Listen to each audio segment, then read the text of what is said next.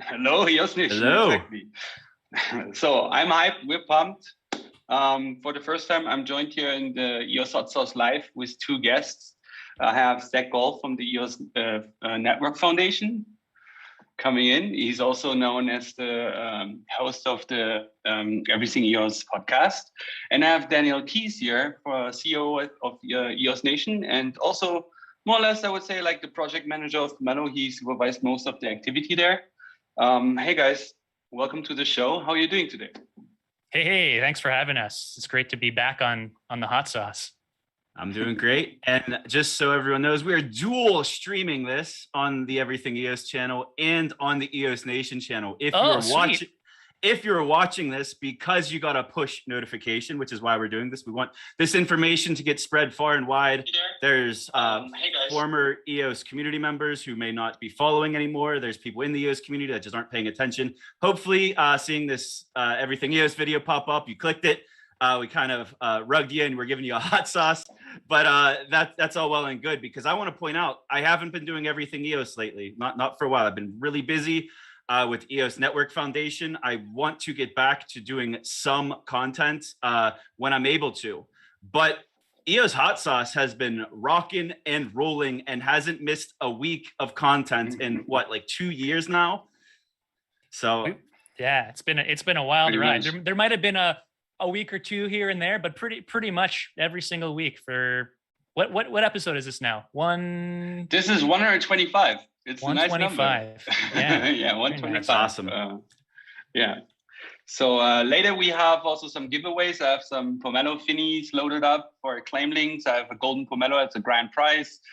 We drop these later. We will also open up a little bit for questions from the community. But first, I got something. We're live now, so we can actually fundamental stuff. Exactly. Yeah. Take questions live with the community. We're hanging out with the whole community here. Join the Discord channel, because that's where we're going to be taking questions from if you're not in there already. That's right, discord.gg/EOS-network.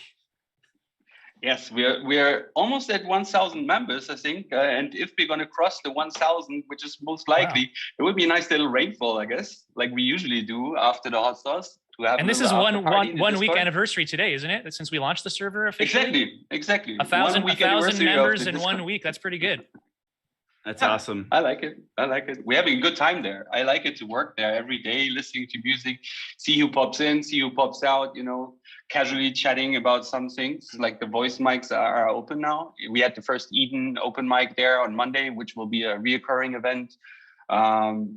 Later today, we will stream the M&A party at the Metaverse Music Festival. So I'm pumped on this server, trying to get more activity on there, and really it's nice to be there. Things are happening fast in the EOS ecosystem since the EOS Network Foundation is in charge. That's the thing. Like we stagnated for at least close to 2 years, if not longer. And it's not like we all didn't know a lot of what was missing or what we thought should have happened or could happen, but there just wasn't coordination and sometimes the resources to actually make it happen. So at this point, we're just like executing. It's all about execution, and like that's what's happening. Rapid movements. We funded Eden. They had their first election. Out of that first election, we've got the EOS support team, which is actually managing a ticketing system within the Discord.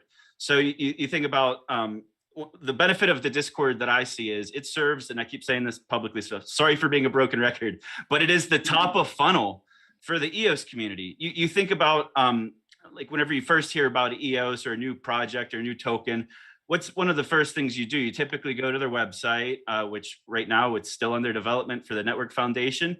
And then you join the community. Traditionally, that's been the main EOS Telegram channel. That's the link that you see on CoinMarketCap.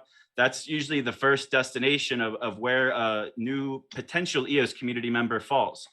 And I don't even spend myself that much time in the main EOS chat because it's not the best channel. Let's just be honest. It's decently moderated compared to how it may have been a year ago, but it's a single channel. It's got a lot of trolls. It's okay. But the better channels within the EOS ecosystem, I think, are the other channels. Like there's the EOS Nation channel, the EOS Go channel, the former Everything EOS, now EOS Network Foundation channel.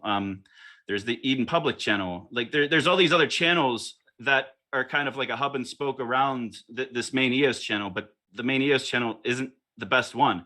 And there's no way to find all of those spokes just by going from point A. You can't find point B, point C, point D. Like you have to know someone. You almost need a guide to hold your hand when you enter the EOS ecosystem to show you around and introduce you to the people and things that are creating value. With the Discord channel, it's like a portal into the ecosystem. It's bam, it's in your face. You join the Discord. That's the first touch point of entering the community beyond maybe following something on social media. You enter this Discord, you instantly have access to all of the international communities. There's Korean channel, Chinese channel, there's the EOS Network Foundation channel, there's general EOS channel, there's a random channel to talk about whatever you want. There's a price channel because nobody sold a token in the community from the token sale. So price is fully on topic. And then where I see a lot of value, and it hasn't gotten a lot of adoption quite yet, is the developer discussions. So the main place that EOSIO developers currently congregate, and it's a really good channel on Telegram, is the EOSIO developers channel. It's great.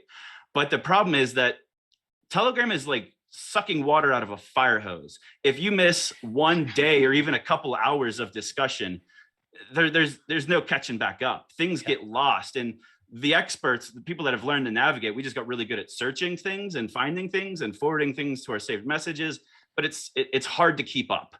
So where I see a lot of value is in the developer groups in the new EOS Discord, once they gain some more adoption. And the reason is because they're organized. It's not just one topic. Like right now, it's all EOS IO development under one roof. But currently, and this is CC32, a lot of his recommendations, and Aaron from Greymass, their recommendations on how the categories should be broken down. So there's front-end development, smart contract development, infrastructure, project showcases, training. And like, for example, in the project showcases channel, it's just a link dump of everyone's GitHub's open source code, sharing this knowledge. It allows, and this is a lot of what the Network Foundation is trying to do as well, is it's leveraging each other and things that we've already built and can build so that we could build on top of the shoulders of giants. If you follow any of the developer channels, or EOSIO developer on Telegram, you often see some developer coming in asking a question, and then another developer coming in saying, I already solved that problem. Here's the link to my GitHub, go check it out. But if that developer is not there, misses that message, or isn't glued to their phone, then that developer seeking out the information is lost. And they might even end up solving the same problem themselves with their own code, even though if they would have just had access to the information of the open source code, they could have probably saved themselves hours, if not days of time.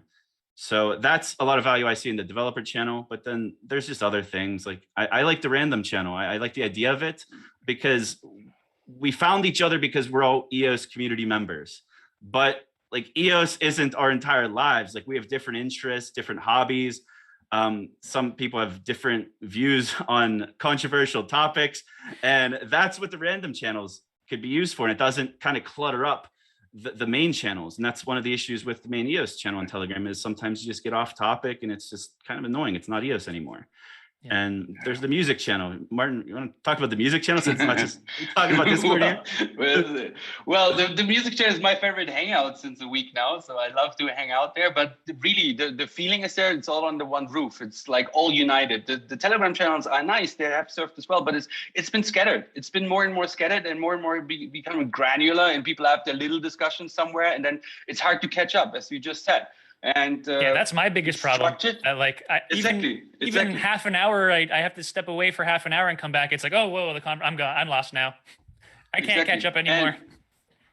Right. It's a full-time job trying to catch up. But like when there's an interesting topic, right, in Discord, you can start a thread, right? And the developers talking about one specific thing can create a thread, which is then like basically like forking out a conversation. And that's super powerful in order to structure information, structure communication, which leads to community building. And I think this is what we're trying to do, like restructure our community, but also having new people coming in. We're in a crypto bull market, right? And this is happening. Like there's so many new people entering crypto right now. And if they come discover EOS, like having a home for them where they can come in and welcome, okay, here's your NFT space, here's your whatever developer, here's your sort of support channel, here's your random channel, here's your audio channel. This is all, they come in, they start earning their roles, they kind of assign their roles, they're coming up in the ranks, all these kind of things. This is community building. And I really like it. But we're still in phase 0 too. I can see where this is going to go, and I want it to happen as soon as possible. But it's going to be a process. But like you said, there's so many people. Like we're just starting to organize as an EOS community. My goal is to attract. Like, yeah, we could fight to try to bring the band back together. A lot of people have left the EOS community over the years. They'll come back when they want. Like, I'm not focused on them. I'm focused on bringing new members to the community, people who have no baggage. They have no bad memories of unmet promises and fulfillment. All they know is that they joined the EOS community last week, and it's been awesome ever since. And there's plenty of opportunities, including like Eden's and Pomelo, which we're going to get into. There's all of these opportunities where if you want to add value to the EOS community, there is numerous opportunities, and Pomelo is going to be the one of the biggest ones possible. If you have a skill set or something valuable that you could add to the community, you can now be incentivized to do so. All it takes is you've got to reach a consensus amongst token holders and get them to contribute, even a small donation, a couple bucks, $3, $5, whatever they can contribute to your project. It comes down to strength in numbers. If you can convince, engaging is really the powerful part. You know, exactly. Just showing a little bit of support, toss an EOS, and it goes a long way. And the vibe you're talking about here reminds me of, like, there's definitely been a change in the atmosphere and the vibe of the community, both in the Discord channel and just broadly. Like I'm reminded kind of the vibe I felt leading up to the launch of EOS, when there was all this hype for a 4% inflation to worker proposal system, and we were all excited about how, what is the community going to build with, like, what is all the amazing things we can do, all the good that we can do with these resources that will be flowing to the community. And it's been 3 years that we've been waiting for that, and obviously the vibe has been affected as a result. People have been leaving. But it's like we're on the brink of it's here now again. Like hope has been restored. Yeah, it's here. Like and like we talked about the EOS Network Foundation, like they're pumping, right? The recognition grants, like yesterday more went out, wave 3 went out, and it makes me so happy seeing all these projects that I know since like 3-4 years. They've been chugging along, working, being loyal, and now they're being recognized. And it's really just the beginning, but that's what's building. Now they can finally feed their devs a little bit, at least some ramen. The Oprah meme, like, you get a car. Every 2 weeks, when I've been reaching out to the next wave of grant recipients, I feel like Oprah giving away a car. And these are all like my friends. Like we've built up this family within the EOS community over the last couple of years. All of these recognition grant recipients, I'd say barely any of them, I'm not messaging them with no chat history. I typically have a long chat history with every single one of these projects who I'm messaging, saying, hey man, you got a minute to talk? Like, congratulations. Thank you so much for supporting the EOS network.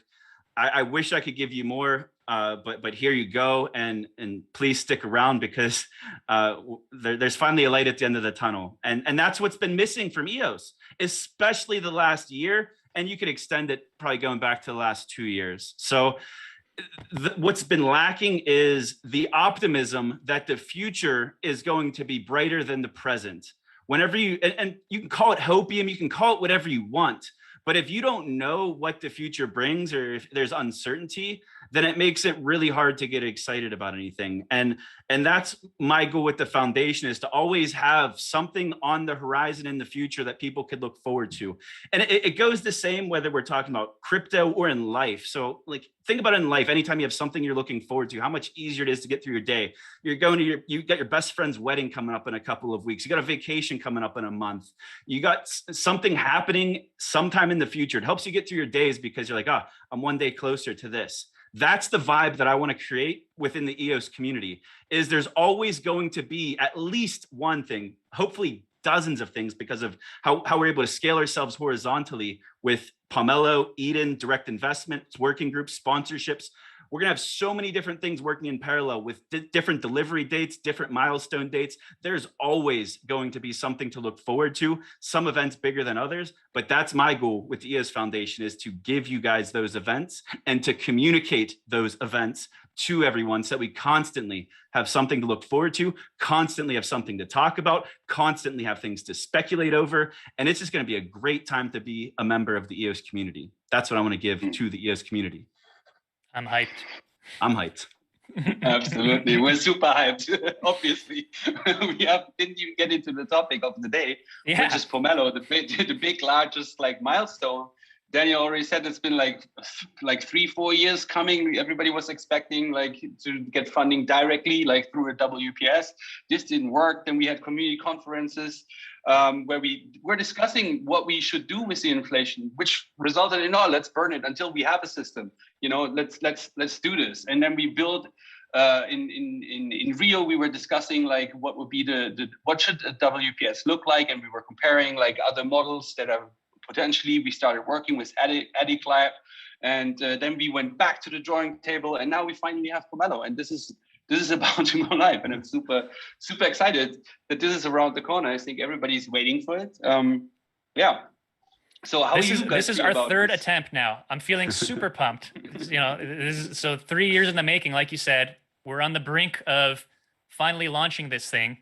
For those of you who followed around the history of the network and EOS Nation and what we've been involved with over the years, like I said, this is our third attempt. When the mainnet first launched, we were involved in building the worker proposal system, the referendum system before the worker proposal system. And the referendum system was, the attempt to build a mechanism to get consensus on how we can get the network to agree, basically, to use that we had 4% going into the savings account, but there was no system in place on launch on how to leverage that 4%. It was collecting in this pot, and no one knew what are the rules for accessing that pot. So we tried to build a system to put some structure around that, to give the token holders the ability to vote on what will be the system for distributing those funds. Never were able to reach kind of enough consensus among the token holders. Then we moved on to our worker proposal system that we attempted to launch. I guess this would have been about a year later. And that was designed to, again, distribute network funds to grants specifically. This design, though, was going to have block. We decided at that point, hey, we can't find a consensus mechanism people can agree on. Let's just use DPoS. Let's let the block producers vote basically on who will get the grants. There were some concerns there. We weren't able to reach, again, the consensus of the token holders, of all of the stakeholders that we needed to have bought in. We couldn't get the buy-in to accept that as a fair distribution mechanism. But now we've got Pomelo, and we've reached consensus. We have, the EOS Network Foundation now unlocking this funding, and now they're directing it to things like Pomelo and Eden, and we can start moving.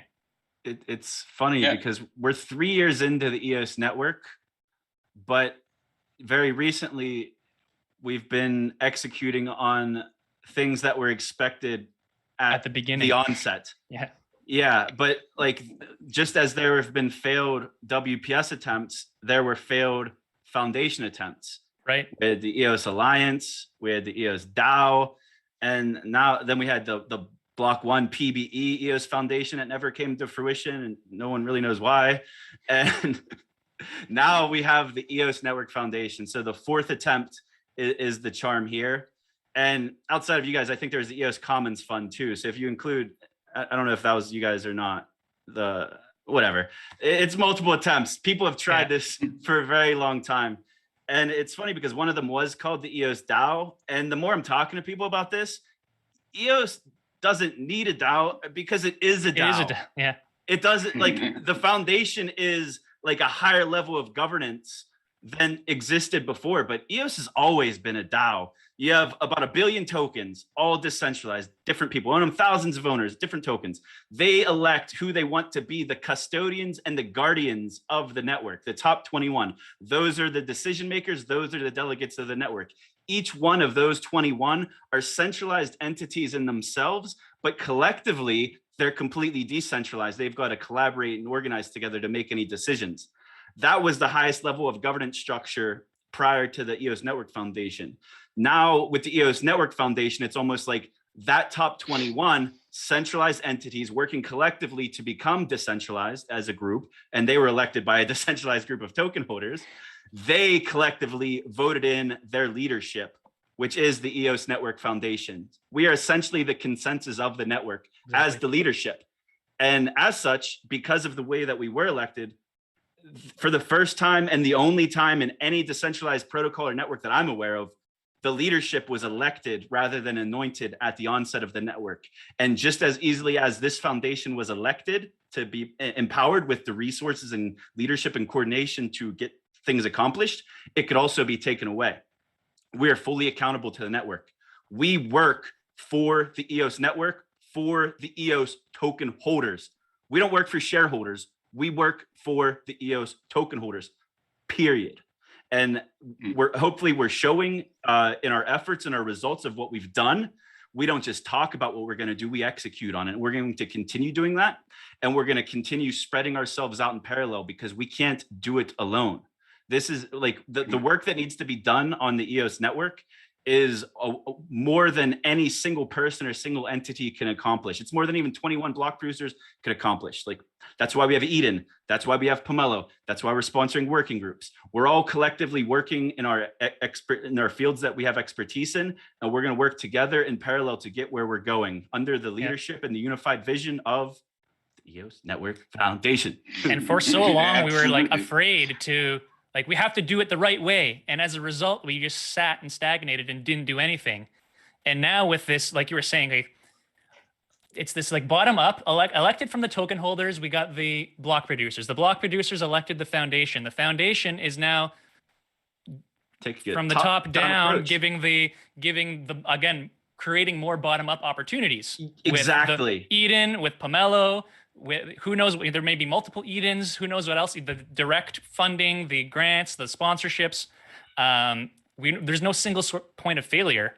There's no central, like, we're building a new governance system here on EOS, where instead of you have one government who does everything, we're creating all these little governments with their own scope, all experimenting, doing things differently. You know, Pomelo is distributing funds differently than Eden. Now we get to see what is the difference. They're probably going to be solving different problems. We'll be focused on different parts of the community, or we'll be tools for each other. You know, there's so much synergy. That's when we start allowing all these different experiments really to start happening. You hit the nail on the head with the top down and bottom up mixture. So the foundation knows the most critical, biggest, most resource intensive things that are missing within EOS. That's where our focus lies. But there's countless smaller things that need to be accomplished, and also things that we're just not even aware of because we don't have eyes and ears everywhere across all cultures. And we don't have that insight of all these different industries and opportunities. That's where the bottom up approach really kicks in. All we need to do is empower the community. The community's strong. The community's talented. The community's smart. They've just never had the missing pieces, which is the resources and the ability to coordinate their efforts. And with Eden and Pomelo, they have that. All the foundation has to do is, here, Eden, here's money. And then Eden, with its election process, takes care of the rest. And it's delegating it all. Same with Pomelo. Pomelo, season 1, $500,000. And out of that $500,000, so many opportunities are going to be created. And right now, in this moment in time, for the very first time in the EOS Network's history, there are people being hired to work or being empowered to work and being incentivized to work for EOS. Up until very recently, the only way that you could work for EOS is if you were a block producer, essentially. That's the only revenue, I guess, you can get from the network directly. And then the block producers could hire individuals or contractors on a small scale, but there wasn't that coordination. You couldn't get 21, 30, however many block producers to collectively put their funds in a pool. EOS has always needed better marketing, like hosting conferences, to do these types of efforts, hackathons. You'd have to get all of these block producers to all contribute funds into a pool. Some of them would, some of them wouldn't, and some just would ignore the asks. There wasn't coordination. And that's what the foundation brings. It's like, we know we need this stuff. I think everyone knew we needed this stuff. Like, we haven't had a proper EOS event in a couple of years. COVID had something to do with that. But there was also just not a centralized touch point either, because block.one did not fill that role. So if you're the organizers of Consensus, let's say, the conference, not the company, happens every May in New York. It's the biggest crypto conference of the year. If they wanted a representative from the EOS network, who would they call? If they called block.one, no one would answer. So who would they call for EOS? A block producer? The block producers, as much as I think that some of the leaders amongst the block producers have authority, outside of the EOS community, they really don't. But whenever you reach out to the foundation of any protocol, not just EOS, the foundation's who you call. Whether it's Ethereum, Polkadot, Solana, they all have foundations, and that's who you call. If you're Consensus, you're organizing a conference or any conference, who do you call? And now EOS has representation. We have pooled resources, like we have multiple PR firms locked and loaded, ready to roll. I think this is going to be the first time a lot of people hear about this, but we have a conference in China, a virtual conference happening to the Chinese community this Wednesday. We've got over 100 key opinion leaders in attendance. That's the word for influencer in China, or everywhere really, but it's just the word that they use instead of influencer. And influencer is a corny word anyway. And on top of that, all of these different media entities, I don't have it in front of me. It's either CoinDesk or Cointelegraph China, all these Jinsei, all of these other media entities on board to cover this event. And it's also going to be the very first time that Mr. Yves LaRose has made his pretty face public to speak publicly since announcing the EOS Foundation. So I'm really excited to see that. I've read his speech and his talking points, and it is going to blow some minds. So everyone listening in the English speaking community, I'm sure it'll be made available after the event, the recording or whatnot. But after that, I think it's going to be game on. We're going to be ramping up efforts in a lot of different directions. Pomelo is going to be live. Speaking of which, speaking of Pomelo being live, how many people we got tuned in right now? Should I spill the beans? What are I think it's a good point, because that kind of ties into excited. Yeah, that ties into the conference. Yeah. Do people want to know when Pomelo's launching? When? What are we at on the stream count right now? We have 23 people watching, 22 are liking the video. That's EOS Nation channel. Do we have any everything EOS is sad. It's like 10. I got 8 likes, 3 down likes, damn. Whatever. So something like 30 overall, something like that. A little more. Okay, we can talk to these 30 people and hopefully they'll tell their friends and invite more of your friends to tune in live, because we got a lot to talk about. The launch date's just the beginning, right? How does this whole thing work? That's another factor. I feel like people will be tuning in after the fact, because they're going to hear how awesome this episode was and all of this excitement of brewing that they're all going to tune in later. But let's give it to them. All right. Are you guys ready? Pomelo Season 1 is launching on November 7th.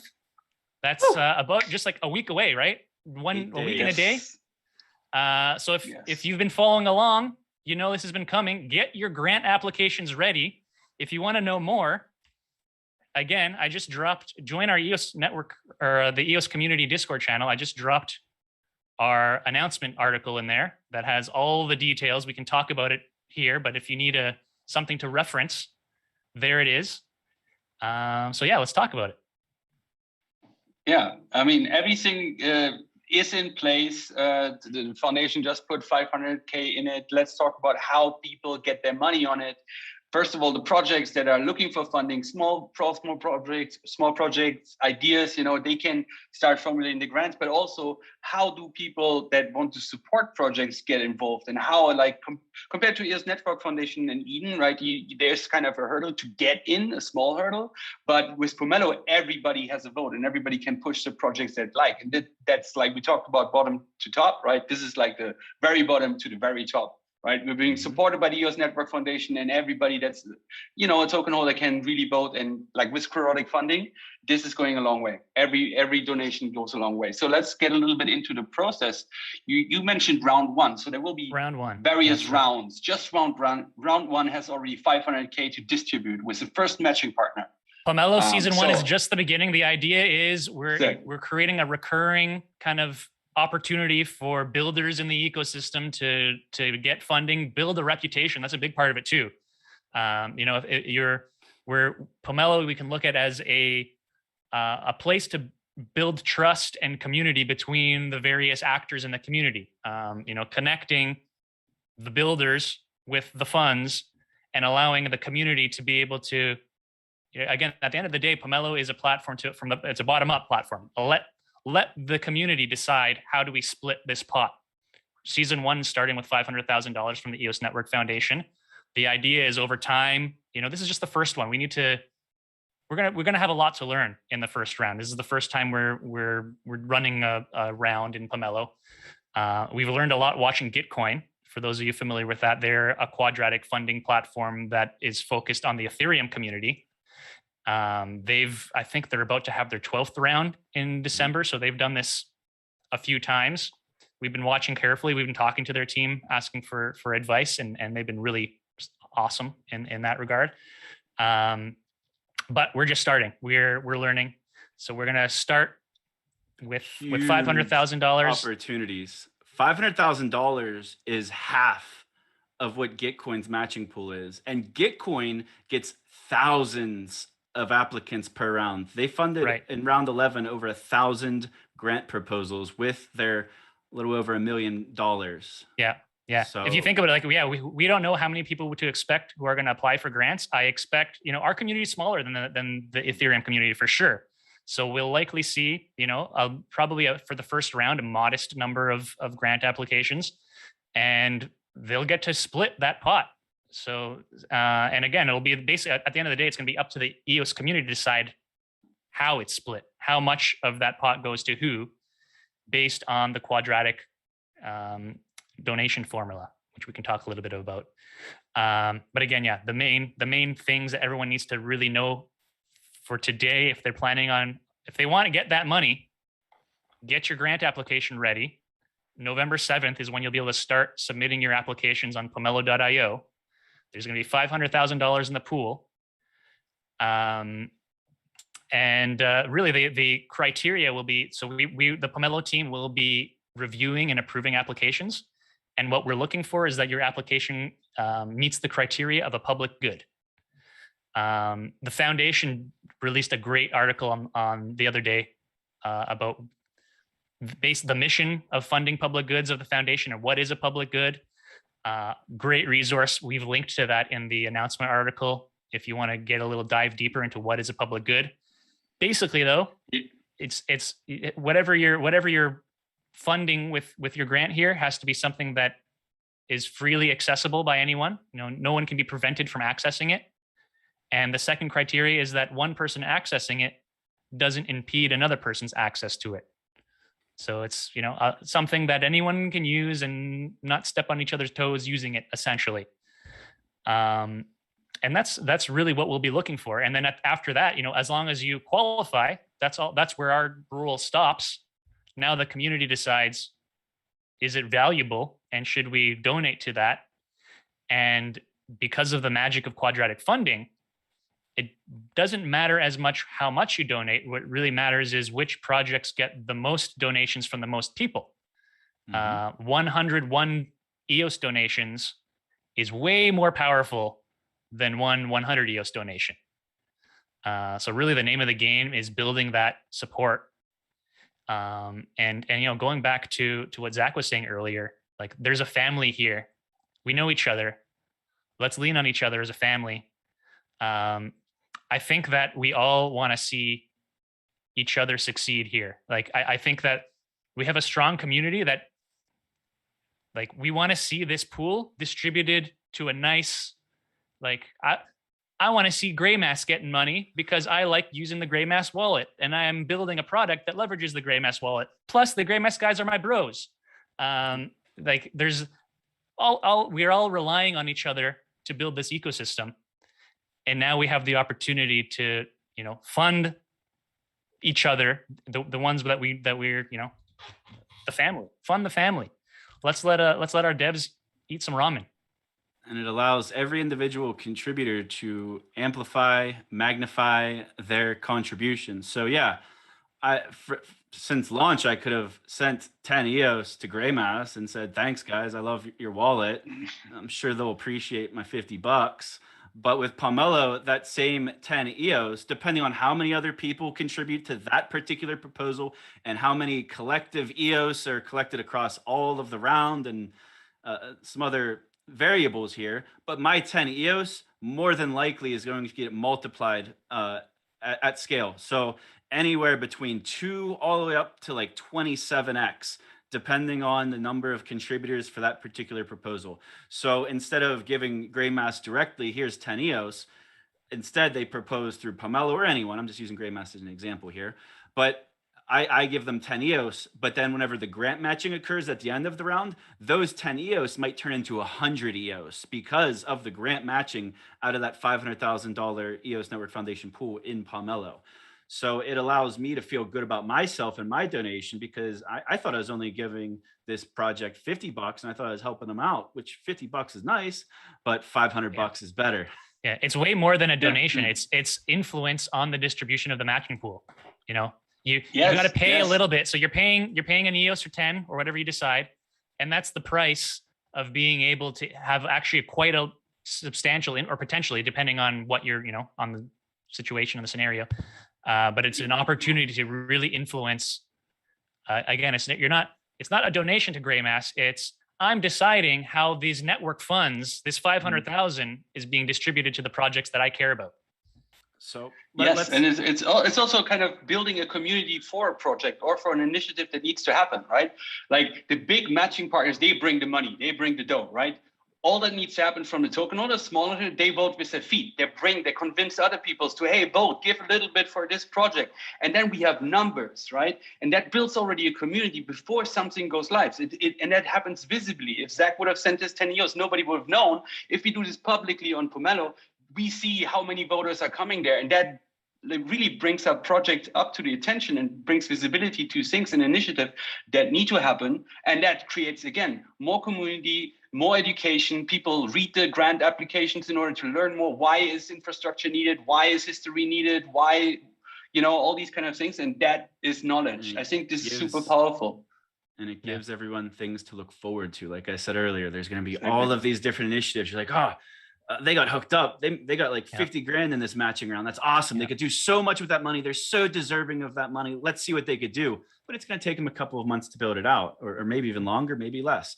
But it's constantly going to have different things to look forward to. Yeah. But it's 4 seasons a year, and an opportunity, again, not just for money, but start proving yourself. You know, you start your first round with, maybe you get maybe you're relatively unknown to the community, but you manage to get a little small budget, and you deliver something. And then the next round, you demonstrate, hey, look what I did the last round with this. And you're building this reputation round over round, to building up to the point where you can, you know, attract way more confidence of the community. And then who knows, maybe you've got the attention of the EOS Network Foundation at that point. Well, the advantage of everyone watching this video is you're the OGs of EOS. You've lived through the darker days, and there are brighter days ahead. You've put in the work. You've built your reputations. You guys have a huge advantage. Just like in Eden, the people that were already known and trusted had huge advantages, because you don't have to sell yourself. You've been on a 3-year job interview already. We know who you are. We know you can deliver. We just know that you've been living off ramen noodles and you can only do so much. Like I understand this completely. Everything EOS was a public service that I gave for a really long time to the EOS community. I had a sponsorship from Cypherglass that made it possible to really ramp up our efforts in 2019. But what happened after that was, man, I had to do more stuff. I had to get myself more busy because it doesn't pay the bills. Like public goods traditionally, and if you read the article that we published, Reeves' account on Medium, public goods typically aren't always the most profitable because just everyone benefits from it, but usually only one person or one entity's foot in the bill, and the bill could be time or money. But the benefits are countless because you're able to scale your efforts. And that's what I was able to do with scaling the information. I would bleh the information out once, and then thousands of people would consume that information. So I bleh it out once, and thousands of people get the knowledge. And that's the same thing for almost every public good. Think about open source code is a great example of a public good. One team or one group of developers or one developer builds some open source component that is super valuable, and it saves hundreds, thousands, dozens of developers countless hours because they were able to just use this open source code and save whatever time it would take to solve whatever problem they were trying to solve. Whereas in the current system, it's rivalrous competition. And it's like, if I'm a game developer, I was just talking about this yesterday because of the gaming grants, and I build like a Unity integration, integrate Unity into Anchor. And it makes my game really good. It's a tool that I needed for my game, but I don't want these other games competing with me because I'm the one that invested the $20,000 of dev costs to build this plugin or this integration. I'm keeping it to myself. I might give it to some close friends or some business partners, but I'm keeping it to myself because I invested the 20 grand in it. Meanwhile, if it was open source and freely available to the public, every one of those teams that would have otherwise had to build this component individually, spending their own $20,000, they all get the collective benefit of it. So instead of 10 different teams spending $20,000 each building the same exact thing, one team could get funded $20,000, more or less, whatever it takes, through Pomelo or through the foundation or through Eden. And one team does this, and because it's a public good, it's known from the onset that it's going to be open source because it's non-rivalrous. And this component it scales itself. One team, one person, one group puts in the time and effort and money, and then everyone benefits from it. And that's how you build on top of the shoulders of giants. You save time, you save efforts, and we could just keep on building, keep on building, keep on building. And I think in a very short order of time, we're going to see an explosion because there is, as much as our talent pool within EOS has kind of dampened over the last 2 years, we still have a very strong core. And that core is going to be empowered, and that core is going to radiate, and it's going to attract more talented people into the ecosystem. I think we'll see it after the first season of Pomelo. I think the second season, we're going to see 2 or 3 times the applicants as the first season. But everyone seeing is believing, I think. I think yeah, a big part of this is going to be just showing the EOS community what's possible. And that's a big part of our mission for the first season. It's like we got to spark the engine, get it turning over. Start getting the community aware that this is an opportunity that exists, seeing how it plays out, learning. I think we're all going to learn as a community going through the first round, even the Pomelo team. So again, a big part of the first round, our goal is really it's an opportunity for everyone to learn and improve and get better. Should we talk a little bit, maybe more tactically about how this thing is going to work? I'm sure there are a lot of questions people are having. They're like, what? Okay, November 7th. What else? What does that mean? Well, I mean, making it a public good is also, as Zack said, like something that everybody can look forward to, right? But some of the projects or some of the people, they're already working on something that they want to use for profit, right? How can we give people tips that are already working, how to evaluate how they can contribute to public good for everybody to use, or how they can see what's the public good? I think that's something that we could evaluate, because this is also part of the process. In the next, we're starting at the 7th for grant applications, but then comes the evaluation process before we then can start donating. Yeah. So in order for that to go smooth, I think everybody needs to know what is the public good, and how can they, if they're doing for profit, what makes them, how can they design a grant that makes it to the public good? Yeah. So we've been talking about the public good aspect of Pomelo for a while, and we've been getting questions from the community who are, people who are really interested in creating grants, but not sure whether they would qualify. Hey, I'm a for-profit company, I'm a private business. How can I fund that? And and call it a public good? Does that exclude me? And what I usually say to these people is, look for the public good within your product. The product itself doesn't necessarily have to be a free open source. You could be a for-profit private company, but the thing that you're funding has to meet that criteria. For example, I'm gonna call out. I was talking to the guys at Violet Garden, John Williamson, asking about is Violet Garden a public good because it's exclusive to Eden members. So if you're funding that aspect of it, then maybe it's not. It's if you're creating a grant to build the mechanisms to create this exclusive thing, maybe that doesn't qualify as a public good. But maybe, what is a public good is news, education, publications. Violet Garden is a great way to publish the thoughts of Eden members to the wider community. It's a platform where Eden members can prove they're an Eden member and start posting their thoughts and articles and things like that. And that, giving everyone access to that is a public good. So that's one example. I had, I talked to, for example, like what about something like auditing code? I'm a private auditing company. How can I position code audits as a private good? Okay, how do you frame it? We won't be able to fund you as I'm gonna charge people to do audits and I need money to grow my team, and that's not a public good. But maybe offering the community that we will, if we reach X dollars, we will audit all DeFi over X TLV or something. You can offer these free services and maybe peg them to milestones on, obviously you're going to have to, make it reasonable for your business. So you can't offer to audit all the code if you only earn $10. But if you get specific in your grant application saying, hey, if I earn this much, I can afford to audit. Kind of like a Kickstarter. If you ever read a proposal for a Kickstarter campaign, there's typically multiple tiers depending on how much they raise.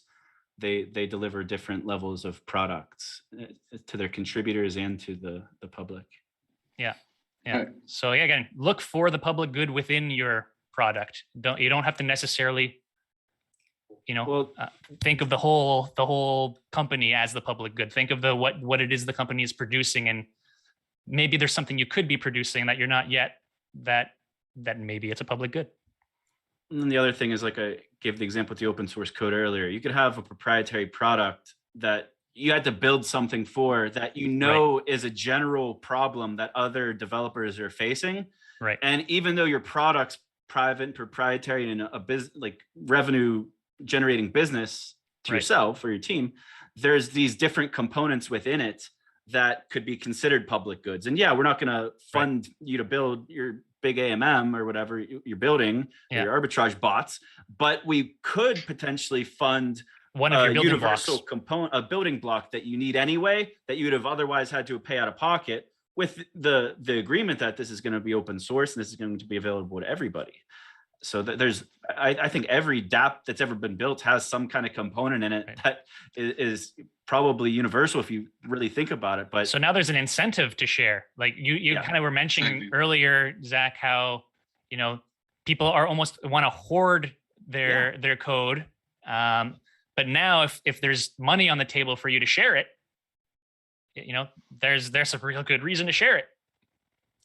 Yep, and sharing it saves the next developer time, and then that next developer finds the next level of problems, and they're like, "Hey, I could solve this in a general way that can benefit everyone."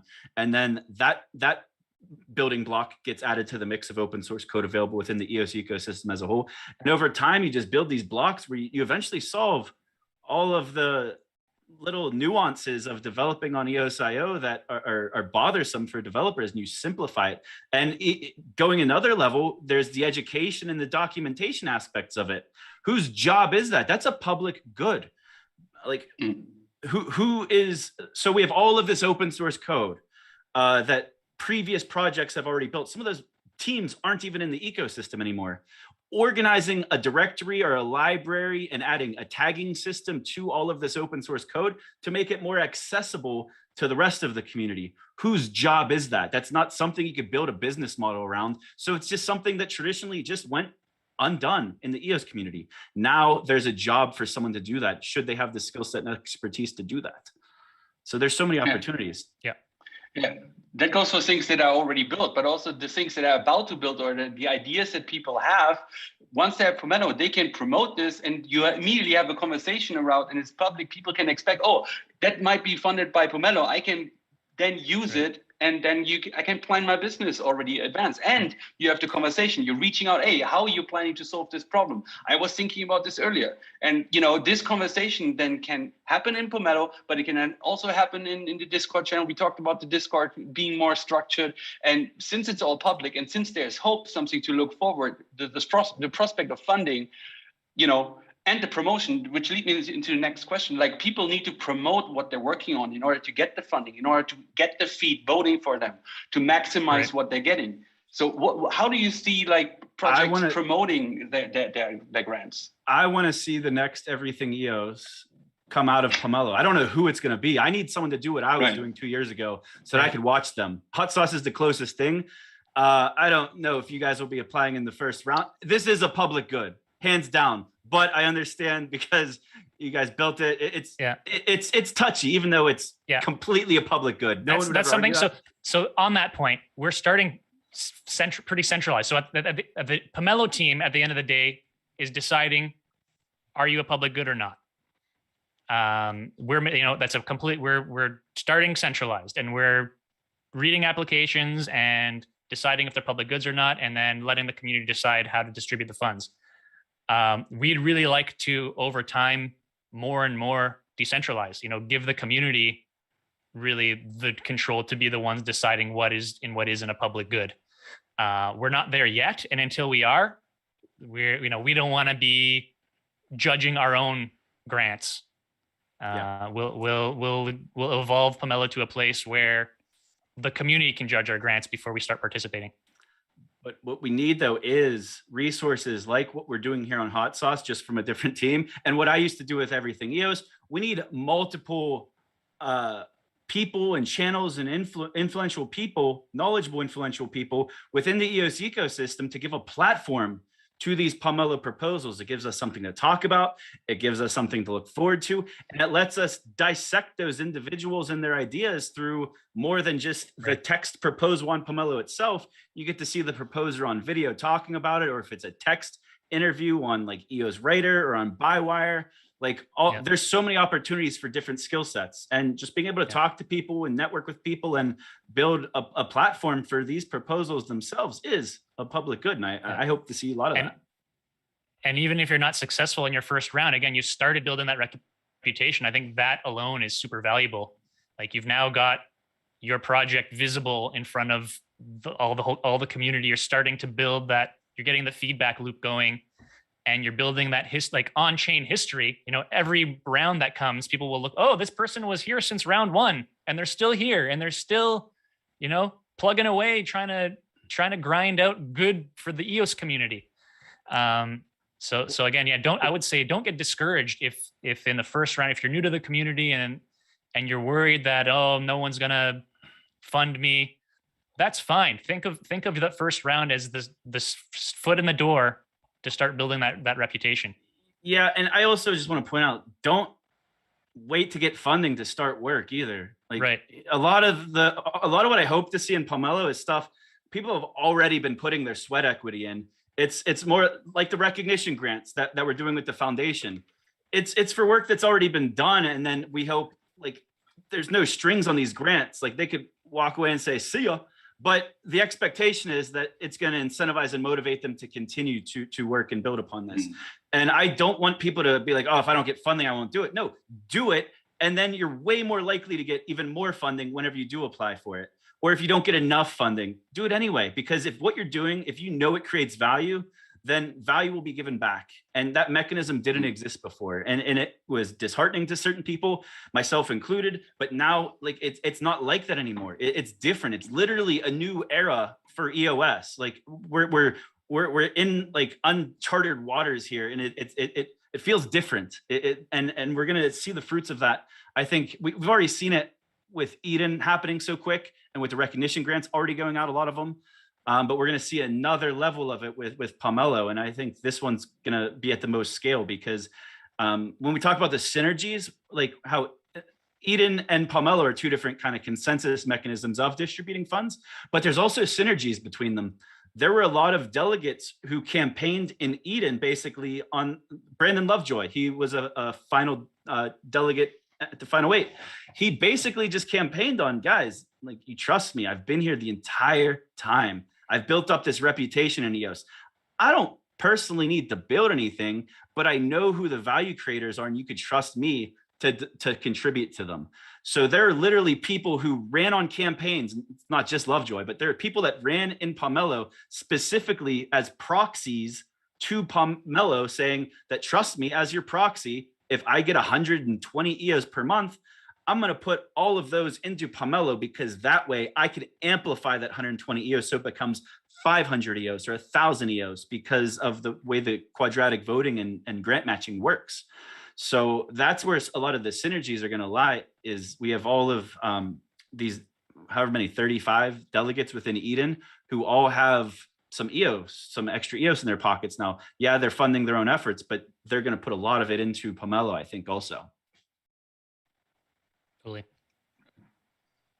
Well, we already mentioned a lot, like that reputation plays a huge role, and a lot of the drawbacks on previous models were like the fear of like a worker proposal system or inflation being abused, you know. And I think now we've been building a lot to find the perfect balance. But how will Pomelo, like, it's a little bit in the future. We can go now move. We talked about in the first round, but EOS Nation will continue to build out Pomelo, new features.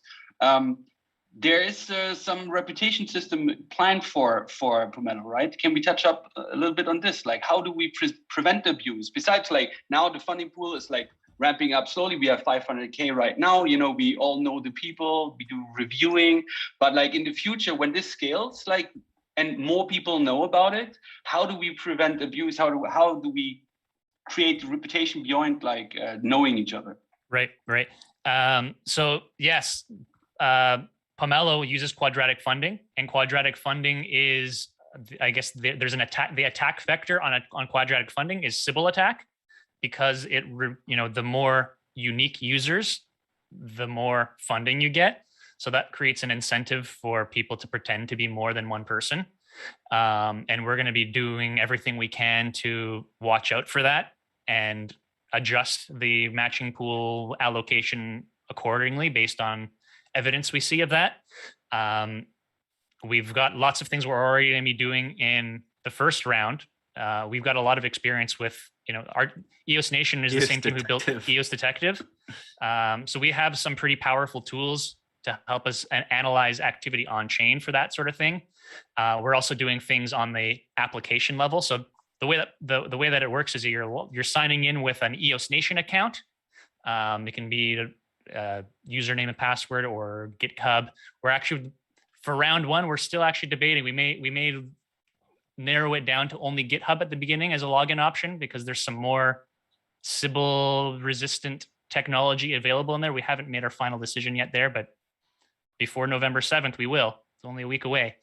So you'll either be able to log in with just GitHub or GitHub, Google, email, password, and we're in the link, and then you're going to be linking that to your EOS account to make your donations. We've got some Sybil resistant mechanisms in place there, but over time, we're going to be increasing those quite a bit. Something that we learned observing what they do on Gitcoin, they have this concept called the trust bonus. So, you log in with your EOS Nation account, and then you can layer on additional layers of kind of proof of uniqueness. And at various scales. Some is more valuable than others. For example, as an Eden member, you'll be able to link your EOS account. We're going to know that you're an Eden member, and we can give you a trust bonus because we know that you've gone through the Eden onboarding process, which means there's a pretty good chance that you're a unique person. Other things you can do is link multiple socials. So, the more link Facebook, link Twitter, link GitHub. The more that you link, the more likely you are a unique person, because it's difficult for a fake person to make 1 million Facebook accounts and link them to 1 million. Not a guarantee, but the goal here is we're reducing the likelihood. You could also include other factors. So I remember with Liquid Apps during the, I think you guys helped with some of the back end stuff, monitoring the accounts. Yeah. And I think at one point it didn't get implemented, but at one point there was this idea of a social media tie-in that would be like a light identity instead of a KYC. Right. And there's different parameters. So not just a Facebook account, but a Facebook account that's more than, let's say, 6 months old and has more than 200 friends or something. So there's these different parameters that make it very difficult to Sybil, because unless you planned in advance and matured all of these old accounts that you let age, then you're not gonna be able to Sybil. And that's one of the reasons we're considering round one being GitHub only, because they have the most kind of robust functionality on that regard. Like we can, for example, limit it to only a GitHub account over a certain age, for example, like that. And GitHub has a lot of great tools built into GitHub itself that prevents you from creating too many accounts. So that's what, for the first round, we're considering, let's keep it to GitHub only. The idea though is over time. So, the first round is we're taking care of the EOS family, and the EOS family are a pretty technically savvy group of people. They've been around for a while, and they know how to use blockchain accounts and self-custody and all that sort of thing that you don't expect from, my mom and dad, for example. But wouldn't it be great if in the future I could create a grant and ask my mom and dad to donate to it? So over time, we got to make sure it's easy for, my mom and dad don't have a GitHub account. I don't want to have to expect them to get one. So we can evolve our login options over time to be more friendly, and we can evolve our payment options also. Right now, we only accept EOS as a payment method. You log in with your EOS Nation login account, you link your EOS account, and now you can start adding grants to your cart and shopping and paying with EOS. Again, something that I don't think I expect my mom to do, at least anytime soon. Would be good if she could, pay with Apple Pay or Google Pay and load up her Pomelo balance and start shopping. Or maybe she can subscribe to a Pomelo membership or a Pomelo subscription that every round automatically puts whatever her decided budget to the collection of grants that she's picked, or maybe the collection that she's proxied to, as Zach was mentioning. I don't think we're on the air for that. What do you mean, collection or proxy? Collection, right? Right. So again, this is something that they've got on Gitcoin.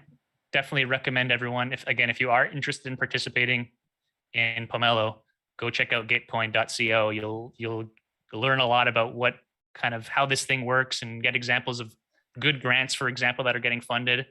Maybe get a sneak peek of some of the features they have that we don't have yet. Again, this is our first round. We're starting pretty small scope. We're going to be every round growing it. Collections is a way for someone to log in and create a collection of the grants that you support, kind of like a proxy. Instead of picking the BPs you support, you're picking the grants you support, and anybody can, instead of voting for a particular grant, they donate to your collection, and then it automatically splits that donation across your collection, and then you don't have to research as hard. You can again trust. Maybe there's a trusted community member who has a collection that you like to follow and support. We're already collections aren't we're not going to have an ability in the first season to create a collection that people can donate to easily like that, but we are allowing people to follow grants that they like, and you are able to share the grants that you're following. So for example, someone like who's running in an Eden election could create almost a portfolio of grants that they support, and you share here are the grants that I'm following. These are the types of things that if I'm elected as an Eden member, I would like to be supporting. So there's, it's a quick, easy way for you to build a portfolio that you can display to the community of, hey, support me and I'll support these guys. Like I said, over time, we'll build more features that make, maybe you could subscribe or just send your tokens and it automatically distributes it. I love that. It's so you can call it a proxy, the correlation to voting for BPs. You can't research 30 BPs, so you just pick a proxy and they choose your BPs for you. You can also look at it like an index fund. So if I want to invest in tech stocks, but I don't want to research all the tech stocks, but I want to invest in them, I could invest in a research fund dedicated to tech stocks, and I get kind of access to all of them in my portfolio. Same could be looked at with collections in Pomelo. And I'm assuming this is something hopefully we'll see in season 2. But if I just want to donate, contribute to content creators, for example, there could be a content creator collection that someone curates. Someone from the community literally just curates proposals and puts them into a collective and says, if you contribute to this collective, you're going to just get your capital spread out amongst all of who I think are the best influencers within EOS, or within the best technicians within EOS, all these technical products that most regular people might not understand. I don't know like what some wallet integration is that's super valuable and useful, but super difficult to maintain is.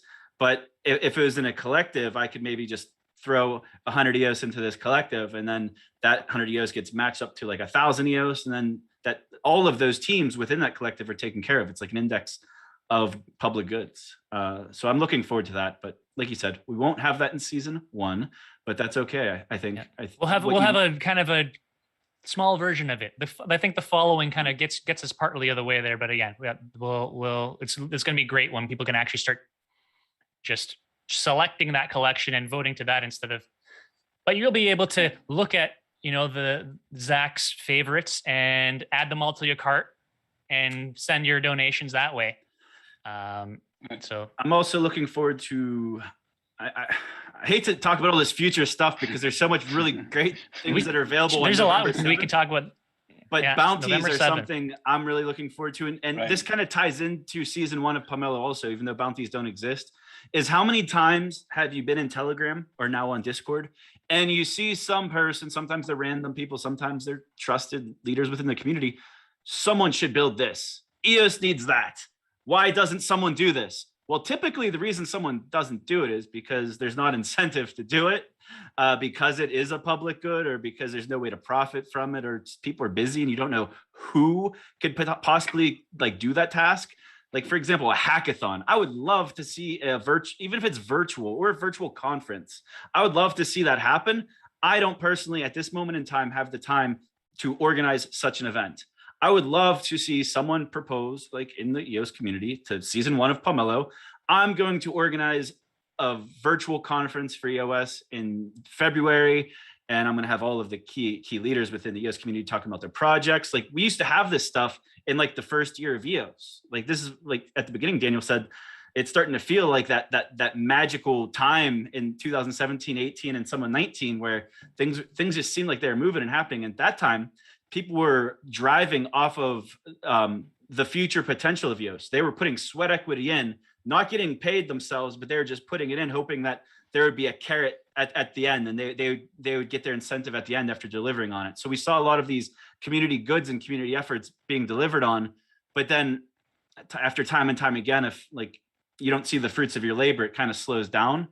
And that's why we kind of stagnated for a while. But now we have the incentive mechanisms in place where there's so many different opportunities to be incentivized to do this kind of work. And this all goes back to what we expected at Genesis in 2018. There was a WPS in the white paper, and it just never happened for whatever reason. And this is the modern version of a WPS in every sense, every step of the way. And it's also a good way to get a proposal in front of the EOS Foundation, because there is the opportunity for Like the EOS Network Foundation is an entity just like any other entity contributing to a Pomelo proposal. There's nothing stopping the EOS Network Foundation from contributing a nice chunk of EOS to any of these proposals. And the framework for those investments is being developed as we speak, of like how you're building your portfolio, not just for the greater EOS community. There's an EOS Network Foundation out there giving direct grants, giving sponsorships. This is your opportunity to get their attention. And then going to the bounties, there's a great synergy with bounties and grants. You just get funded a bunch of money for a grant. Now you got to build the thing. And you're like, oh, whoa, I got a bunch of money and not enough devs. I need this thing. Post a bounty. Use the funds you just earned from your grant to create a bounty to fund someone to help you build the thing you promised to build. So there I got a question. The bounties, will they be also in rounds, or will they be at any time? So the bounties, can they be posted at any time? So you can think of a bounty as like the opposite of a grant. A grant is, I'm someone, I have this idea, I want to build this thing, I'm asking for funding. A bounty is, I'm offering money for anyone who can build this thing. There's no matching pool with the bounties. So you're just directly funding. Again, the grants, we have that in round one, $500,000 being divided. But yeah, the idea is take that money you earn from the grant, supplement your talent on your team by posting a bounty. Bounties are a great way also for like job. It's like, I see it evolving almost into a jobs platform too, like where you get to try out some devs to help you out, and then you hire them. Mm-hmm. If they did some good work and you want to keep cranking out some good work, give them a job. Bounty is a great place for discovering talent and also for talent to become discovered. Mm-hmm. So yeah, super excited for bounties. That's going to be the next big milestone coming up after grant round one. That's going to be our priority, to build bounties. Again, in addition to improving all of our Sybil defenses. We talked a little bit about why Eden.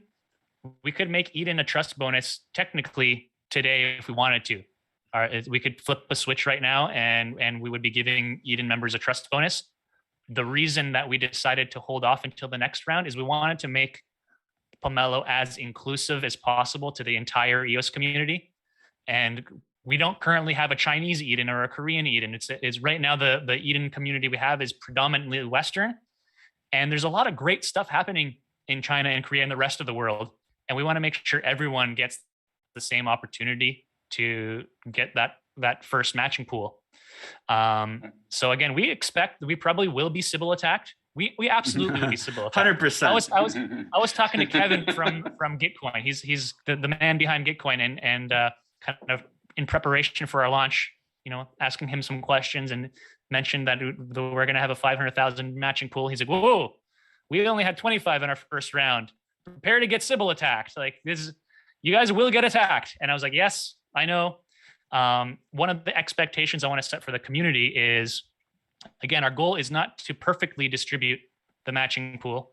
There would likely be some bad actors that will attack and perhaps get away with some funds. The goal is not to be perfect. The goal is to build the system that over time improves. We can't have a reputation in the system on day one. We're going to need multiple rounds together to give people the opportunity to build those reputations. Going to be an amazing reputation. And I don't think we mentioned it, but to get the grant matching, the proposer themselves will have to go through a KYC ML process. KYC. So you only get one reputation. Well, if you ruin it, and an attack could be someone just rugging the proposal and not delivering on purpose. But then to go along with reputation, someone could just overpromise and underdeliver, and that's also going to be a knock on their reputation. It's not because they're malicious; it's because they just weren't up to the job that they said they would do. And it's going to build a reputation system of who can get work done and who could contribute to good work within EOS. So the synergies with Eden that I see is those delegates that are just contributing to Eden's, they're building up a reputation also of, you could look at their history of everything they've ever contributed to in Pomelo from their Eden account, which they are a delegate in, and you're building up this reputation there also, as they said that they're going to contribute to good projects, but it looks like half the projects they contributed are shit, or their best friends that don't do anything. They're freeloaders. Right. So you're going to see that also, and you're going to see who creates the value and who doesn't. You're going to see who's real and who's fake, or who just isn't up to the job, even with their best intentions, which happens sometimes. Right. No, and again, although we will, again, our Sybil defenses are immature compared to Gitcoin right now. We have a lot of work. It's going to take years to build the perfect system. We're not perfect right now, but we have some pretty good guardrails in place right now. And I mentioned, for example, we're starting the application process to be centralized. That's one of the guardrails. Is we're approving and declining applications that are coming through, so we can at least limit we have a control of the quality of the applications that are available to split that pool. And then it's, again, the community is going to decide exactly how it's split. We might see some Sybil there influencing that distribution, but again, we're going to try the best to learn from it.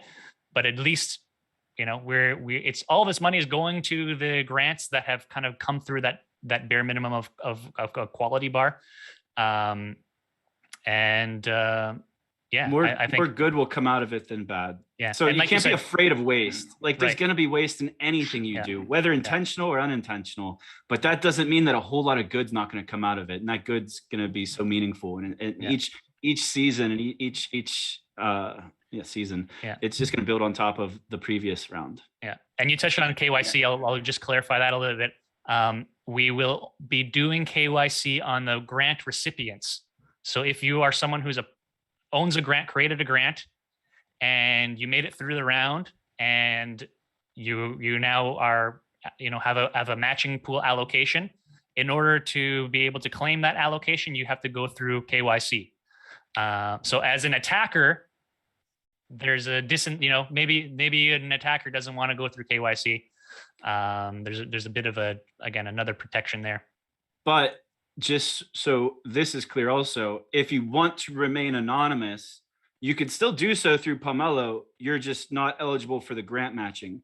But if you want to make some quasi gray area public good that you don't want your name associated to, you don't want to go through that KYC, people could still contribute to your project, but you're not going to be eligible for the grant matching at the end. So it's not like you don't have to, and you're not going to be public either. So this KYC process, it's an internal process. It's within a compliance department. It's not like the rest of the EOS community is going to know your real name or your face.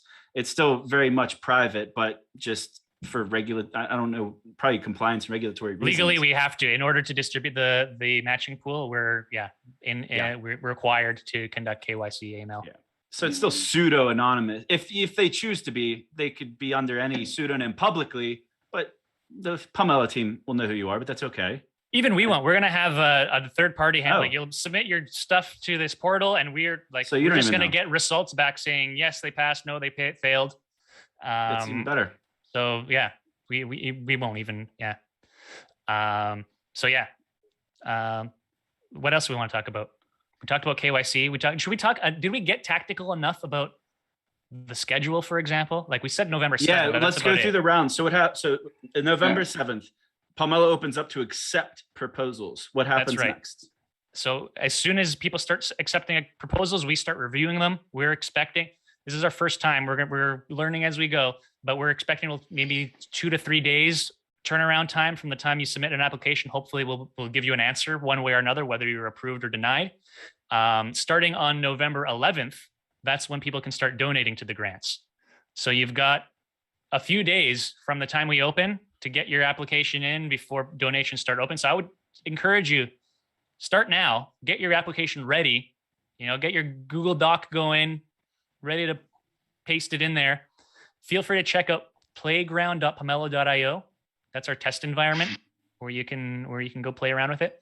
But anyway, starting November 7th or November 11th, that's when people can start donating. We close the applications on the 28th of November. we allow people donations to continue until December 1st.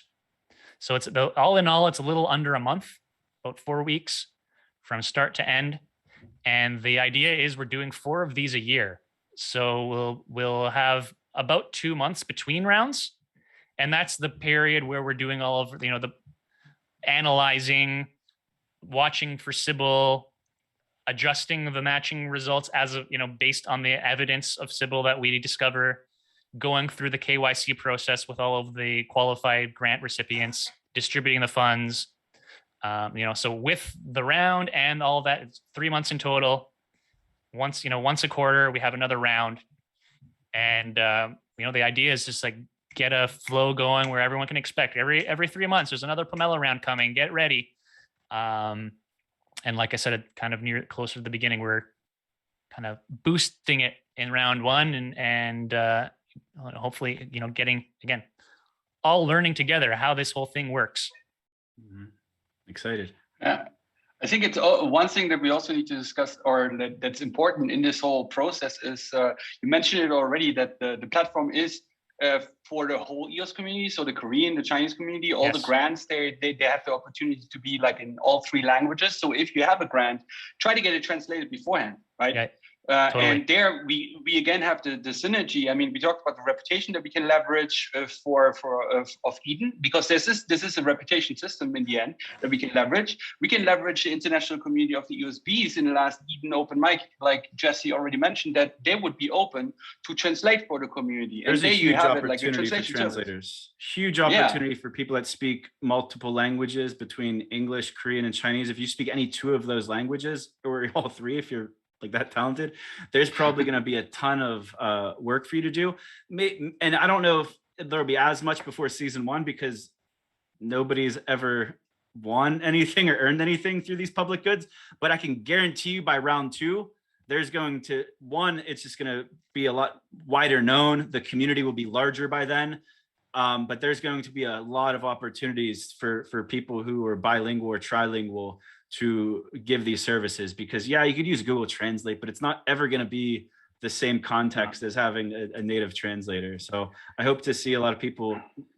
I asked in the Pomelo channel, that was one of the first things I asked, was who could offer this service, because you don't know what you don't know. If someone doesn't say, hey, I have not only the skill set to do this, but I've got some free time, I could do it. Like PM me and we could work out a price or a deal or a partnership of some kind.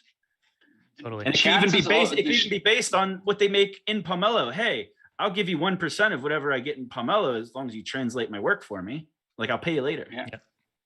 It's super important because, like I said, it's the fact that you're relying on the community to essentially vote for you by donating to you. So obviously you want to reach the widest audience. You want to make sure that everyone can read and understand what it is that you're offering. English, Chinese, Korean are the 3 languages we're supporting in round 1. When you're submitting your application, there'll be a field for you to enter all 3 languages. All you need to translate is your title and your description. Everything else automatically, it's drop downs, things like that. So just get a good title and description, fully translated, fully accessible to the entire community, and you're more likely to succeed. What about the NFTs? We didn't talk about NFTs. Ooh, NFTs. Well, yeah, the NFT is my favorite. So we started the promotion for Pomelo with like doing the Pomelo farming with the trees and the ingredients, and now we have a bunch of people having golden pomelos. So these golden pomelos will be in the next week. We will start blending them into badges, which will be a cosmetic feature on the Pomelo platform. But it goes further, right? So we heard about that. The Twitter is already like verifying ownership. So you can prove on the UI that you actually own an ownership. And this is something I think we are also trying to leverage. Okay, Daniel's sharing the platform a little bit. Yeah, we can actually. This is the playground here. Again, a test environment and still a work in progress. We have a week left, but we're still working. We're like going right to the last minute. We want to get this out as soon as possible. So speaking of Eden and golden pomelos and avatars, profile pictures, we do have a nice little perk for Eden members. Here's we've had the Eden members helping us test in the playground for weeks now. Chris has linked his Eden account as his payment method, and therefore his Eden profile picture is displayed nicely on his profile. So that's one sign of trust that we're offering. We're not giving a trust bonus to Eden members, but at least you'll be able to know for sure, hey, this grant application is coming from an Eden member, because only Eden members have the ability to prove their Eden membership and display their profile picture on their profile.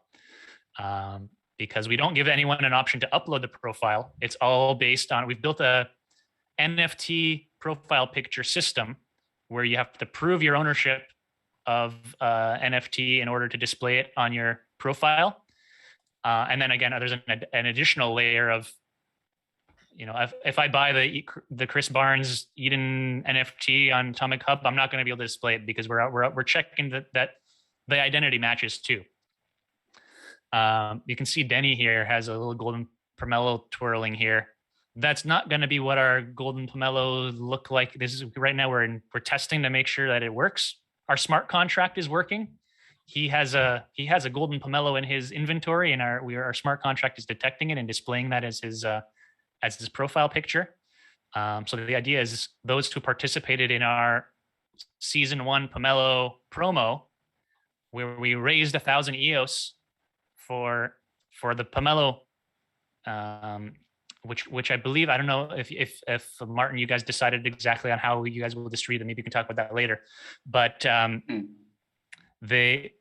we're gonna give you a way to display that you're an OG supporter of the Pomelo platform. Every season we're going to be doing another promo leading up to every season where you'll be able to unlock another badge. Over time, you'll be able to earn badges in various ways. Maybe the top contributor, the top donation. Who knows? All kinds of things we can award NFTs for, and then allow people to display them. For now, very basic. It's just automatic. Will detect if you're an Eden member. Will give you the thing. If you have a badge, it'll give you the golden. If you're an Eden member and you have a golden badge, maybe you're going to have a golden border around your Eden face.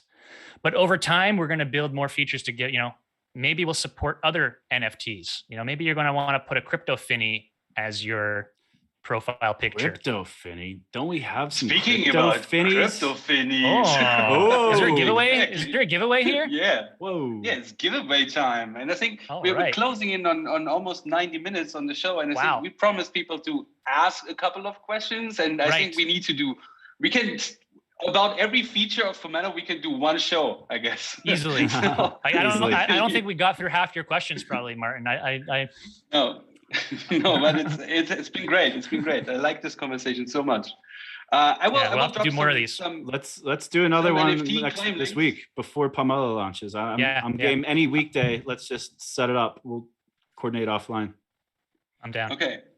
So I will drop some of the claim links now in the YouTube chat, and I give everybody on the chat the time to ask some question. I scrolled through a little bit. I didn't see a question yet. Now is the time. If you have any question for Daniel or Zach regarding the Pomelo or the launch of Pomelo or how to use Pomelo, do that now. And I saw a couple. Go for it. So Jesse, I saw right after I posted the announcement article in the chat. To clarify, 500,000 worth of EOS priced on November 7th? ? Yes, $500,000 worth of EOS priced at. We're going to try as best we can to have it priced at the time that we're distributing it, or at least at the time we put it in the pool for you to start claiming. We're gonna the way that it works is at the end, when we've completed all of the analysis and gone through all the KYC, we'll have a smart contract that you'll be able to come and claim your allocation from, and we're going to do our best to make sure that at the time we make that claim available, there's $500,000 worth of EOS there to claim. Yeah, and the grant matching is matched in EOS. You contribute in EOS, you get matched in EOS. So really the $500,000 ratio to EOS only matters whenever the transfer happens from EOSIO.grants to the Pomelo account. So it's really about timing that up towards the end of the round as close to the actual grant matching happening as possible. We're running into similar smaller issues with the recognition grants. It hasn't been an issue yet, but because of the security feature on the EOSIO.grants account, there's a 72-hour time delay from the time a transaction's initiated, from the time it could be initiated. And because we're giving away grants in fiat denominations, a $100,000 grant, whatever $100,000 worth of EOS is on Friday might be slightly different by Monday, but it's usually a negligible amount. But obviously this is crypto, it can go crazy swings one way or the other. There's only so much you could do to prevent that, but a lot of times the volatility is relatively temporary. Same's going to happen with this grant matching round. We can contribute the $500,000 towards the end of the round when it's close to being grant matched, but before the grant matching gets sent to the proposers, like the US dollar value of the EOS might change, but it doesn't really matter because your grant matching is based on EOS. So it's just gonna, maybe the grant matching will be $550,000, maybe it'll be $475,000. It doesn't really matter because it's still the same amount of EOS, and the EOS is going to get distributed to the proposers, and it's up to them if they want to hold it or hedge to sell it or what they want to do with it. So you can manage it to an extent, but I'm not too worried about that. Okay, I see Jana gave me a couple of questions here, I think. Somebody's asking, what's Pomelo? If I read. I think that was very much in the beginning. Yeah. It's a grapefruit. That's right. It's basically a grapefruit. Yeah. So yeah, he's asking if it's like a hackathon. I don't think so. No. Chris, think of it more like a Kickstarter or is it similar to? I never used Kickstarter. It's like a public good Kickstarter. It's like so ideally you already have something and you're like, I want to keep doing this or do it better. But it doesn't have to be that. I want to do this and it'll benefit EOS in this way. Support me. Yeah. That's essentially but you don't have to rely on the individuals only to contribute. Again, we have the really powerful matching pool, which is a game changer, I think, to this whole thing. You know, if Kickstarter had a matching pool, like that's a whole other and it rewards strength in numbers. So I think you gave the example earlier. If all three of us submitted a proposal to Gitcoin and we each got 100 EOS contributed to us individually, like for our proposals, whoever had more contributors. So if I got 100 EOS from 100 different people, Martin got 100 EOS from 50 different people, and Daniel got 100 EOS from one person. Like it's gonna get, we're all gonna get different grant matching. The more people to contribute. Let's say that again. How many did you get, Zach? We all got 100. I don't remember the numbers. we all got check out 100. This, yeah. WTFisQF.com. Yes. Yeah. .com is it? So Block Crafters is asking. This is just for EOS, not EOSIO, right? So EOSIO is part of EOS. Like open source code especially could benefit all ecosystems, but in your proposal, there should be an EOS implementation of the software, the plugin, or whatever it is you're developing, but that doesn't exclude it from being used on another chain. Like if you want to build some atomic assets integration that's super awesome and it's beneficial to everyone, some new API, and you could use it on EOS or Wax, fine, use it on EOS and Wax. It's great. But as long as like it's also being used on EOS. And I don't know how strict, I don't know what I don't know. I don't know how strict everything's going to be, but it should benefit EOS in some way, but that doesn't mean it can't benefit EOSIO. There's no exclusivity here as long as EOS is part of it. Right. Yep. I just made a quick hypothetical scenario here, going back to quadratic funding and the power of it. Let's pretend we have a matching pool of $1,000. There's 4 projects that have participated. The first project, the first 3 all raised 10. Let's just remove this grant. Let's say there's 3 participating. Keep it simple. They all raised $10 from the community individually. The first grant raised 10 $1 donations. They're going to get $769.23 of that $1,000 is going to grant number 1. compared to grant number 3, raised the same amount, $10, but it was only from one contributor. They only get $76. Grant number 2 is somewhere in the middle there with the 153, two $5 donations. So that's just a quick illustration of the power of quadratic funding. Right, I will drop this. And that's just a $1,000 matching pool. Remember, we're going to have $500,000 in our matching pool. Woo! A lot of moolah. Chris Barnes was asking, what is the periodicity of each Pomelo round? The periodicity, is that even a word, Chris? Yeah, I'm not sure. Can someone Google that for me, please? I don't have a dictionary. I guess he's asking how long one round will last. Will they all be like the same? Will they be? Are we still working on the best formula? 3 months per round, and it's basically about a month. Maybe over time we'll actually, if you look at Gitcoin, I think they're like the active part of the round is closer to 2 to 3 weeks. We wanted to give a little bit more time in our first round to, we got to warm up the community a little bit, get them to see the power of this. Seeing is believing, get them to start participating and let the stragglers wander in towards the end. But we're going to have about a month of active round, and then 2 months following of, administrative and kind of winding up and preparing for the next round. But there's going to be 4 rounds a year. That's the plan. At once, 1 round a quarter. Okay. Jonathan Ortega, is the ENF the only donor for the first round, or is there another one, or will there be future donor matching partner? I think he means. Yes. So ENF is the only matching partner for round 1. We are discussing with other matching partners for potentially funding future rounds, but nothing to announce yet. And even if there were other matching partners, I think $500,000 is, like you said, Kevin Iwaki's reaction from Gitcoin. He's like, whoa, are you sure? Even if more capital was available, I would advise against stacking it in season 1.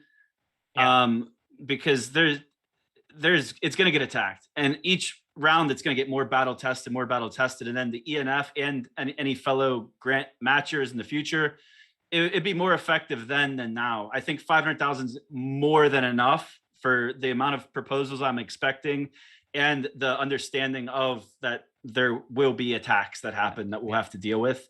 So, and you mentioned this, Pomelo is a public good in itself. So, our goal is to continue reinforcing our Sybil defenses and offer that as a public good to the community. So it's a big important part of this. During that 2 months, what we're doing is also reporting, like learning and then sharing what we've learned with the community. Writing up exactly here's what happened and why we made the decisions we made, and here's what we saw, and here's what we didn't expect, but we'll now be prepared for the next round. And if you read through, Gitcoin does the same thing. After every round, they kind of publish a retrospective, and you can see here are the projects that got banned, and here are the ones that were the gray areas where we seeked community feedback on, and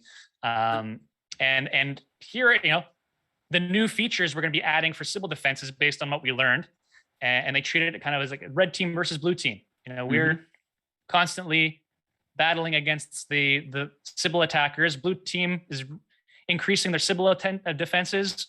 Red team is learning how to Sybil attack, and we're all getting better as a result.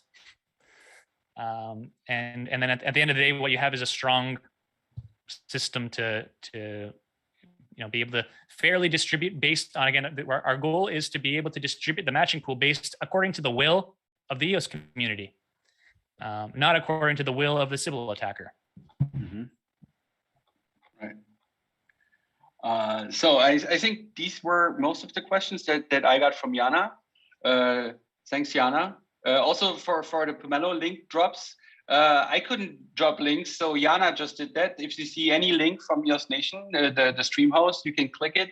It's going to give you a Finny NFT. I think we have 2. Are we dropping any in the community chat too, or are these going on the live stream YouTube channel? They're gonna go on a live stream later on. I will go into the Discord and I drop some more there. We have 1 more golden Pomelo to go out. And yeah, this is a long show. So, and we will have more. You got a whole another party to host today, don't you? Yes. We have some activity going on in the Discord later. We have the M&A team we are hosting a stage at the Metaverse Music Festival with .gems, and we partnered with M&A for like 1 day of showing the best talent or major talent that they have there. 4 hours of M&A party. It's going to be in Crypto Voxels. We're going to stream this to the EOS Nation community Discord though, to create more vibe, come together. You can also join us in the Metaverse in World. Crypto Voxel is hot right now. I just saw all these metaverses are reaping the benefits of the Facebook meta path. I just saw the Crypto Voxel tweeting, wow, we got like thousands of new members today. People are discovering the metaverse for the first time. If you haven't checked out the Crypto Voxels yet, and you're what the hell is a metaverse? I'm sure our EOS community, they're OGs, they probably know. But check it out if you haven't. It's pretty cool. Join us tomorrow in the community Discord. Building. The Discord is one place to build community. The Voxel is another place to kind of feel more. We're all over the world. COVID season, we can't get together in person. So things like Discord and the Crypto Voxel gives us at least some way to feel more together. It's been really cool. And we are hosting events seeing the stuff happening there. Yeah. It's a real event. That's the beauty of it. And anyone that wants to learn, like I think the M&A party is the digital meetups. We stream it into the Discord. You can join into Discord, and then we can show you the ropes, how to enter, how to dress your avatar. We will drop some sick wearables. We made some NFT wearables for M&A. Yeah, you can dress up your avatar with some really limited edition gear. Like these M&A headphones, they are super rare. And it's like, they are proof of attendance tokens dropping all the time. It's going to be a lot of fun. So one reason to join the Discord is to join the M&A party happening at 8 p.m. PST today. So that's something that I'm excited for later on. Speaking of that brings us to the NFTs. Yeah. Can I squeeze one thing in? Pretty important thing we didn't get a chance to talk about. There's a pretty important rule here. Don't Sybil attack us. That's breaking the rules. Don't pretend you're somebody else. Don't impersonate someone. If you're project seeking funding, be who you say you are. It's also important that we're because of the nature of quadratic funding, we don't want to incentivize voting for projects for rewards, for example, rather than voting for projects that's the project I want. So it's against the rule, for example, as a project seeking funding to offer value.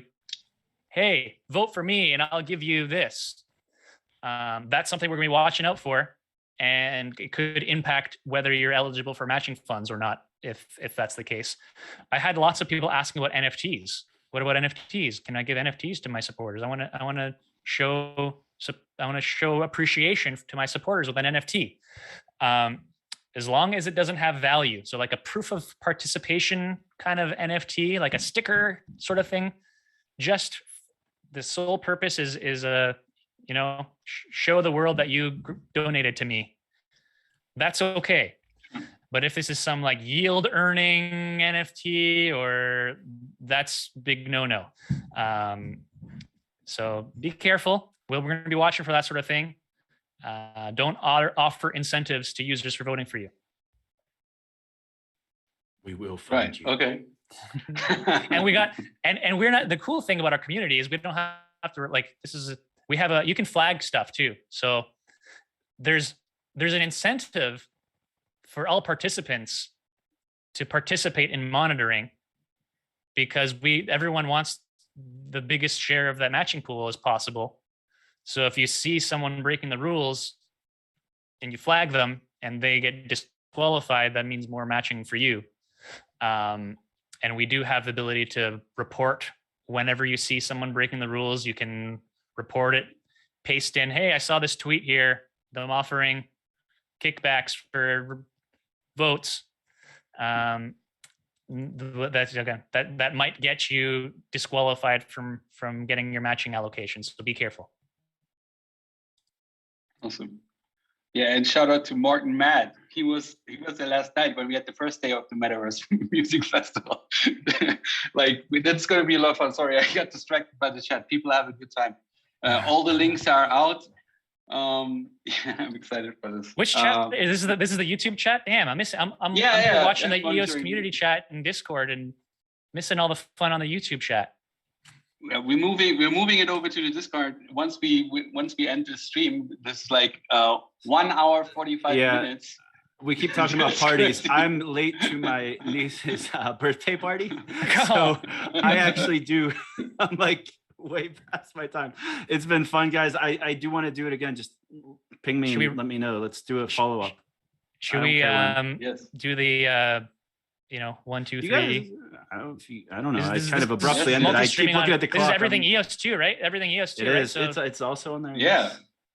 We usually end the hot sauce with like, let's keep it spicy. But today, for a special occasion, we keep it spicy. We kept it pretty spicy. It was hot and spicy right here. We will continue to keep it spicy.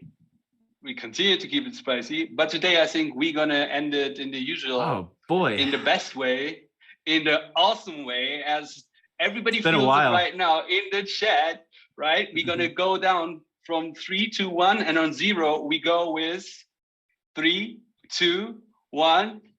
Go EOS! Cheers, everyone. Thanks for joining. Thanks, guys. Take care. See you guys all in the EOS community chat. Yeah, we're going to drop some.